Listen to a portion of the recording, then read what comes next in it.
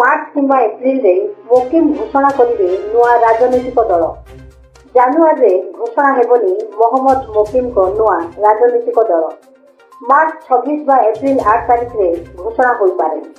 दलर ना कौन रहिबो से नि विचार विमर्श चली। नुआ दल गठन पर प्रस्तुति चलता कहते मोहम्मद मोकिम।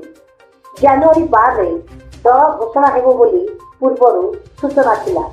तेबे जानुआरी 12 रे भुवनेश्वर ठारे मोहम्मद मोकिम को नेतृत्व रे युव नेता मानकु नहीं एक समावेश हेबो। एही समावेश रे सारा ओडिशा रु पाखापाखी 1000 रु अधिक युव नेता जोग देबे। 2036 रे ओडिशा को 100 वर्ष पूर्ण हेबो। एही 100 वर्षर ओडिशा को नहीं युवक मानक सहित आलोचना हेबो। ओडिशार विकास और नेतृत्व विषय को नहीं विचार विमर्श और आलोचना करा दिबो।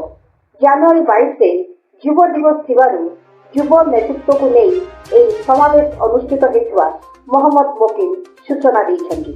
ब्यूरो रिपोर्ट विकल्प समाचार।